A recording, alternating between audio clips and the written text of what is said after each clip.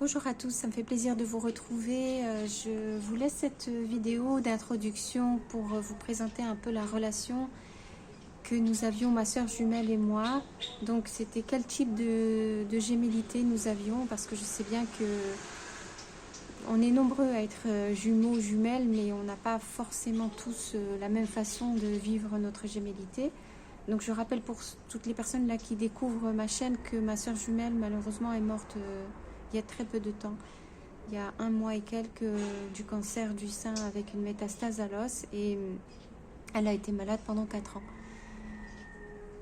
Voilà, donc je vous invite à consulter les autres épisodes de la quotidienne, comme je l'appelle, qui vous explique un petit peu quels sont les ressentis que je peux avoir dans cette séparation douloureuse, comment je vis les choses en tant que sœur jumelle.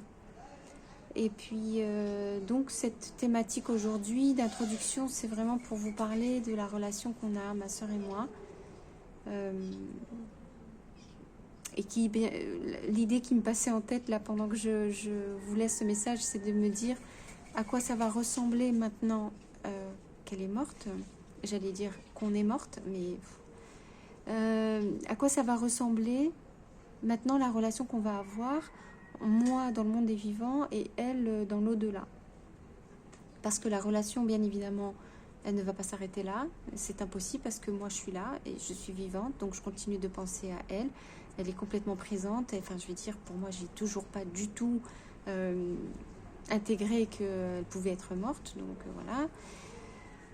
Et alors, je vous rassure, hein, je fais un travail en psychologie et j'ai l'intention quand même de rester ou d'être accompagnée le plus possible pour traverser ces étapes du deuil et puis de traverser le deuil parce que voilà, j'ai besoin d'aide en fait.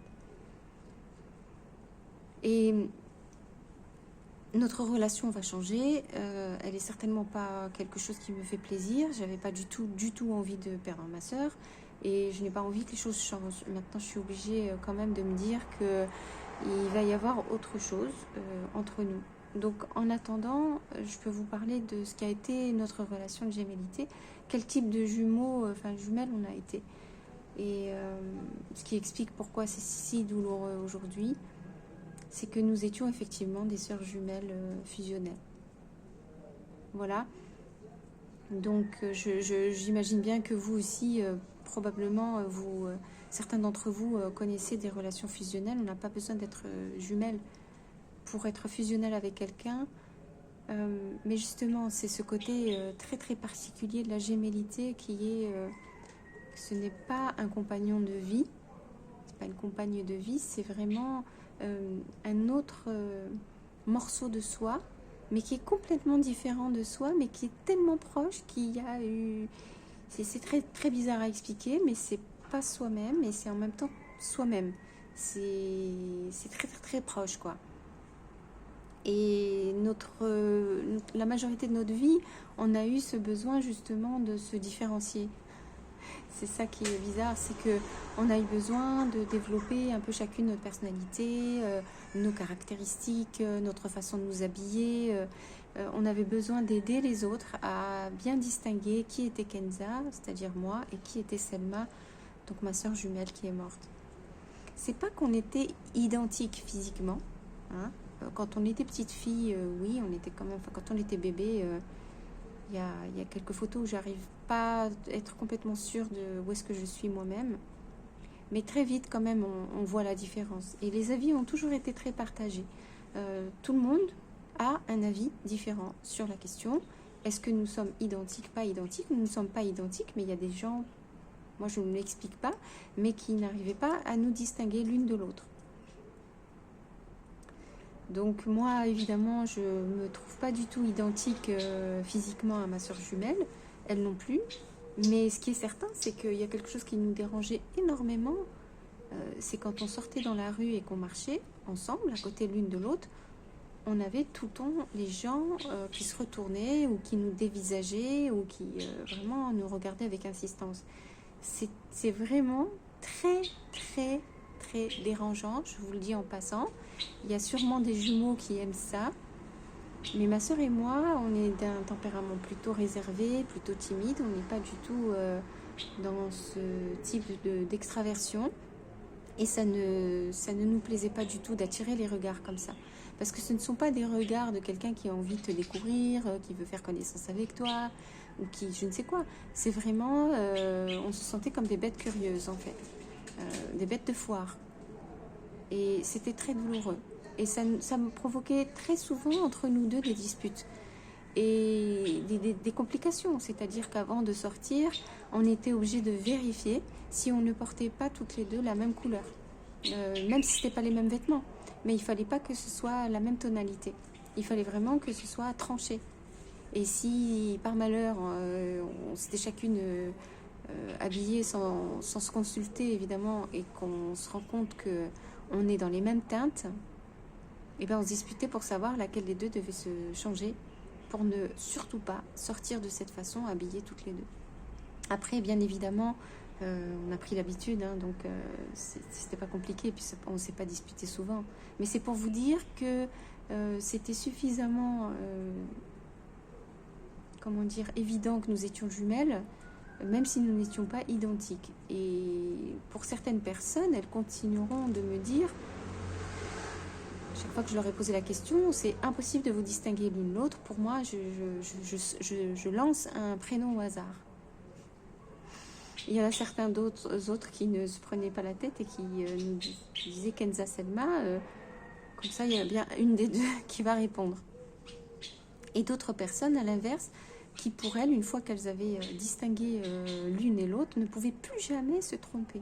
Et c'était absolument évident que nous avions deux faciès différents, deux visages, et qu'il n'y avait aucune raison de confondre l'une par l'autre. Alors ça, c'est un mystère. Et je peux vous assurer que ce n'est pas une question de quantité, parce que de mon souvenir, il y a autant de personnes des deux côtés. Autant de personnes qui trouvent qu'on se ressemble à l'identique et des personnes qui trouvent qu'on ne se ressemble pas du tout, comme des jumelles. Et bon, on se ressemble beaucoup, comme des sœurs, un peu plus que des sœurs. Vous voyez, il y a les deux extrêmes. Le fait est que nous n'aimions pas prendre le risque, et que quand on était amenés à sortir toutes les deux dans la rue, c'était très très très ennuyeux. Ça nous embêtait beaucoup. Et donc on évitait, c'est vrai qu'en fin de compte, on ne sortait pas souvent ensemble à l'extérieur. Ou alors on se débrouillait donc pour vraiment avoir l'air différente. Et ensuite, c'est vrai que c'est dans notre comportement et dans notre caractère. Alors il est évident pour moi que nous n'avons pas du tout le même caractère, mais nous avons des caractéristiques extrêmement communes, c'est-à-dire qu'on a la même voix. Que quelqu'un qui nous entend au téléphone, vraisemblablement, n'est pas capable de savoir qui est au bout du fil. La seule façon de réussir au bout d'un moment à savoir laquelle des deux c'est les intonations. On rentre dans le détail, mais il faut vraiment donc nous connaître pour savoir... mais il faut nous écouter parler un certain temps pour être sûr que c'est bien Kenza qui parle ou bien c'est Selma qui parle. Et on avait le même rire. Alors, pour moi, on ne rigole pas du tout de la même façon, hein, mais les sons qu'on émet, en fait, les sonorités sont apparemment totalement identiques, ou à peu près. Et ce qu'on dégage, en fait, et apparemment on dégage quelque chose qui est presque identique. On a toutes les deux quand même une allure assez calme, assez posée. Oui. Donc là, on se ressemble beaucoup. Donc on dégage aussi, vu de l'extérieur, un peu la même énergie. Et nous deux, tout simplement nous deux, on a grandi en choisissant de ne pas cultiver la ressemblance. Donc nous avons fait le contraire. Nous avons cherché au maximum à se différencier, à ne pas aimer les mêmes choses, etc. Mais en fait... Ça arrive, je pense, à tout le monde, hein. C'est-à-dire, si vous vivez avec quelqu'un depuis le berceau, forcément, vous vous connaissez super bien et on finit par gommer un peu les différences et à trouver des terrains d'entente. Donc, en fait, il y a plein de choses sur lesquelles on était entièrement d'accord. Et nous voulions la même chose, nous voulions les mêmes ambiances, les mêmes choses. Et donc, nous étions en accord sur énormément de choses qui passent. Ce qui fait que c'est hyper confortable d'être avec quelqu'un qui aime les mêmes choses que vous, qui se réjouit pour les mêmes choses et qui aura toujours, qui sera toujours d'accord pour tel ou tel truc parce que lui aussi il aime ça, quoi. Et ça, donc là on rentre dans la fusion, c'est-à-dire que c'est devenu, il faut qu'on fasse les choses ensemble, il faut qu'on partage telle ou telle chose ensemble, et à la fin, ça devient vital. Donc il y a des moments où, par exemple, c'est pas que nous étions, comment dire, renfermés en vase clos, hein, pas du tout, parce que nous avions un grand réseau déjà dans notre famille, on est une grande famille, puis ensuite on a des frères et sœurs, et aussi nos parents, et puis on a des amis, et on a eu des compagnons de vie aussi, toutes les deux, donc on n'était pas du tout renfermés l'une sur l'autre.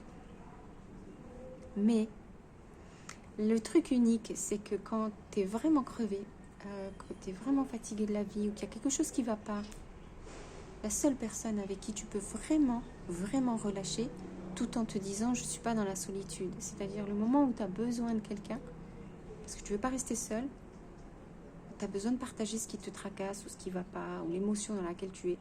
Mais en même temps, tu n'es pas dérangé par l'autre qui est tellement différent, qui va te bousculer, et finalement ça ne va pas tant te faire du bien.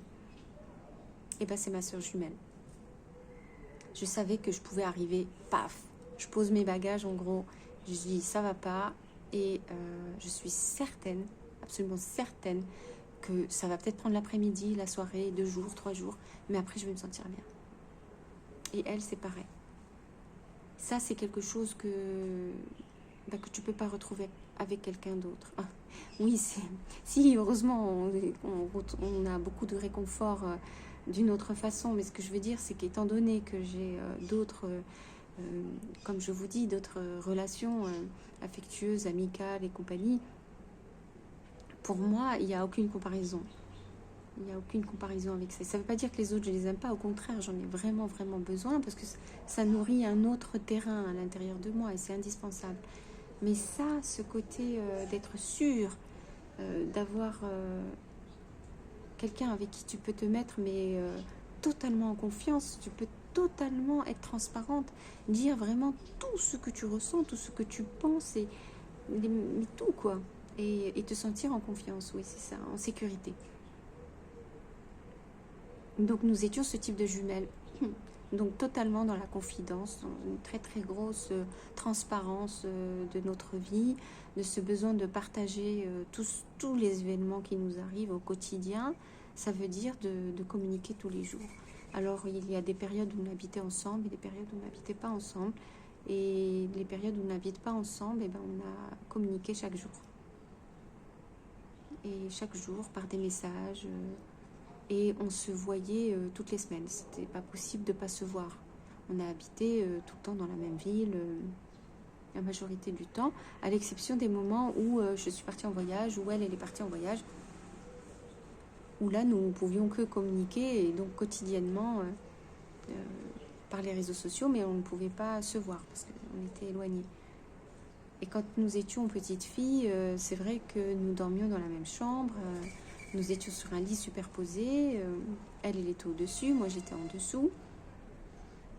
Ensuite, quand on était adolescente, on avait chacune son lit, puis ensuite on a eu chacune sa chambre. Et on était en classe toujours assises à côté pendant très très longtemps, parce que ça nous était un petit peu imposé par les profs. Et puis au bout d'un moment, on a pris cette habitude d'être assises à côté, et il y a un côté justement d'être en sécurité, parce que c'est un peu comme si tu avais je sais pas comment dire, c'est pas ton garde du corps, mais c'est un peu ça, parce que comme on a cette tendance à se protéger l'une l'autre de tout ce qui peut arriver de l'extérieur, oui, on a pris cette habitude-là. Et puis quand on est arrivé à la fac, on a décidé de prendre 2 disciplines différentes, parce qu'on s'est dit qu'il fallait essayer de se développer séparément.